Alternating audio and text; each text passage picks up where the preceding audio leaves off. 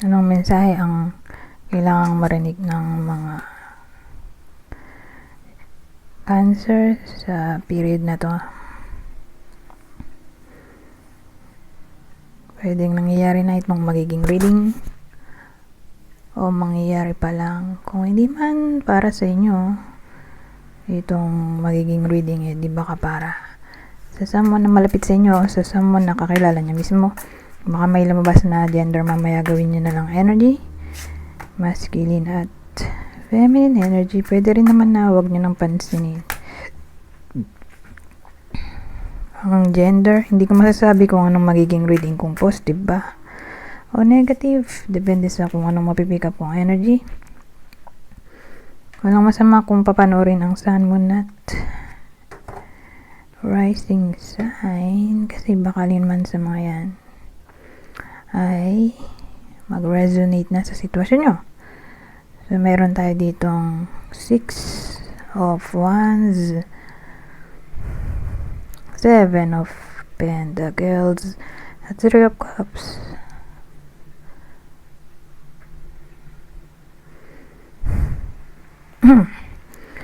So ang dating sa akin sa period na to, may iba sa inyo na may business o nasa trading industry o commerce. Doon may success, recognition, fame, award, reward. Kasi may celebration tayo dito sa 3 of Cups. Ganun dating dito. Promotion, pwede rin naman. Yun yung pwedeng maging celebration. So maganda naman to when it comes to career at business.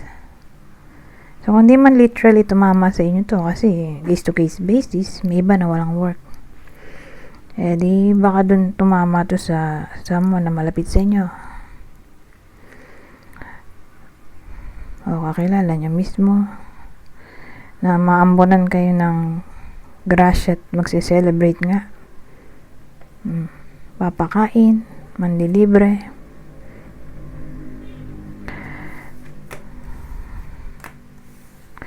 Anyways,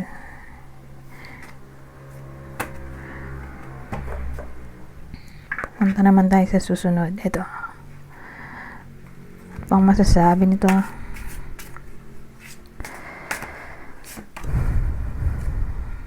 So meron tayong 5 of Clubs. Mga partneran siya ng Jack of Diamonds.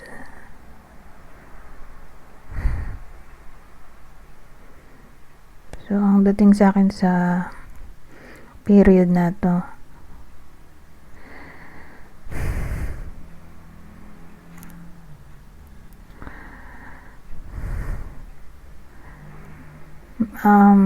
may kinalaman kasi itong senaryo natin sa friendship, connection, alliance.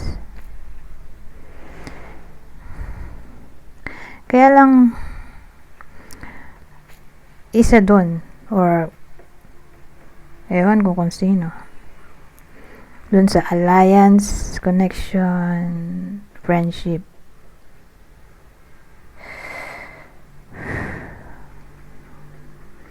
parang magiging somewhat inggitera, or hindi mo maasahan in times of crisis. So maaaring ma-encounter ng iba sa inyo itong sinasabi ko ngang friend ka-connection, o ano ba yung sinabi ko kanina? Friend ka-relasyon. Ka-relasyon. Friend, new connection.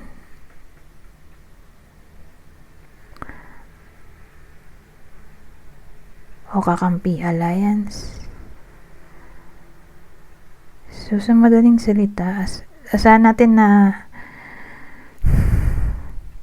may encounter kayong fake o dishonest person, or sabihin natin unreliable in times of crisis. So again, beware. Okay? So ngayon, 7 of ano to, pero isa lang kukunin natin. 7 of clubs at Jack ulit, oh. Pero this time, Jack of clubs. 7 of clubs at Jack of clubs. So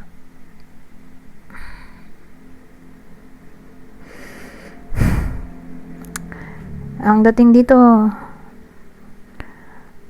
may iba sa inyo na papalarin sa career o business o magkakapera. Pero sa relasyon or sa love life, parang maganda yung takbo ng pera, business, career. Pero ang downside, maapektuhan ang relationship o love life.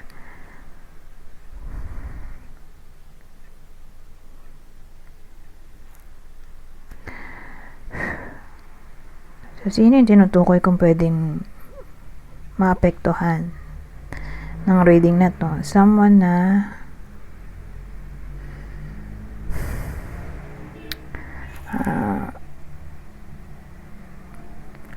moreno,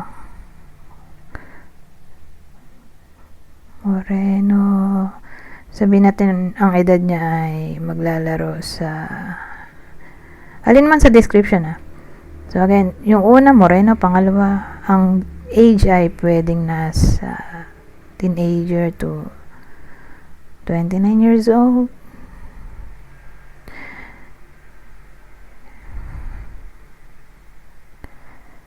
So ibang case sabi natin may liligawan tapos mababasted o may crush pero di siya type. So again, maganda sa takbo ng business, career, pera. Pagdating dito sa relationship, medyo tagilid. Lalo na kung magkakagusto sa friend, medyo tagilid.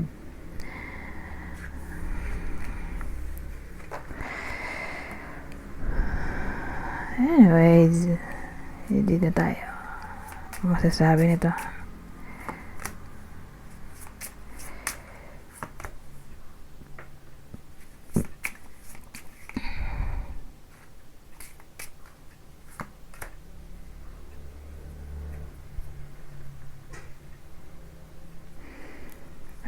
Marami pwedeng case. Sabihin natin may dream job yung iba sa inyo. Gusto nilang makapasok doon. Or, depende kung anong gusto nilang pasukin. Like job nga. New job. Dream job. Sponsorship. Advertisement. Yung may contract deal ba? So, ganun dating, kumbaga, masyadong important to para sa kanila na makuha nila tong target. Ang problema mukhang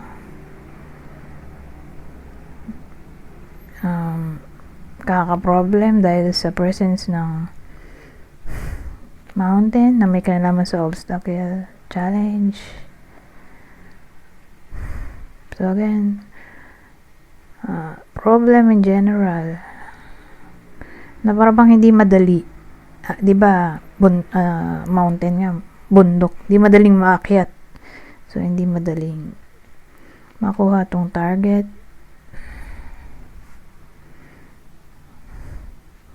Or sabihin natin may mga hadlang na para bang panghinaan ng loob ang iba sa inyo sa period na to.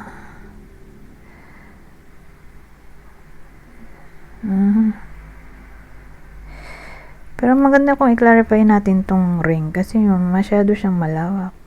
Hindi lang naman to contract na career. Pwede ring relasyon to. Magiging commitment card kasi yan eh. Ay. Hindi pala siya sa ano. Sa bagay, career din naman to. Career, relationship. So, medyo alanganin tayo sa dalawang to. Career, relationship. Relationship din to. So, may kinalaman sa pleasure. Ano kaya yun? Babae.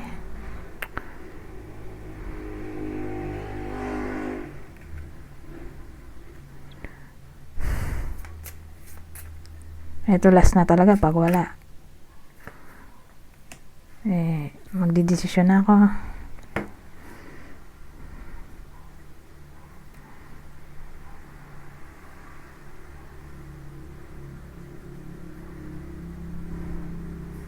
So, saan ito papasok?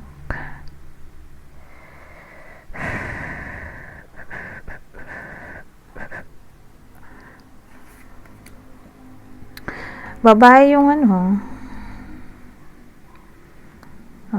bida. Sa spread na to. More like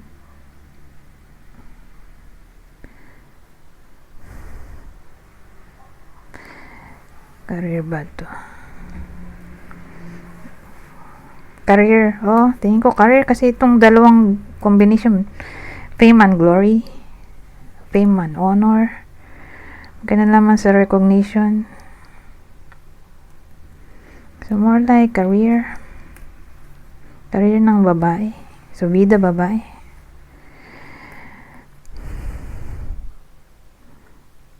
Naghahantay ng good news announcement. So, again, important sa kanya itong mga binanggit ko kanina. Gusto niya ma-target. Kaya lang, may balakid niya. Pwede rin namang makuha niya rin. Kaya lang, dadaan siya sa butas ng karayom. Kasi nga, may mountain tide. So, hindi siya basta-basta makukuha yung target.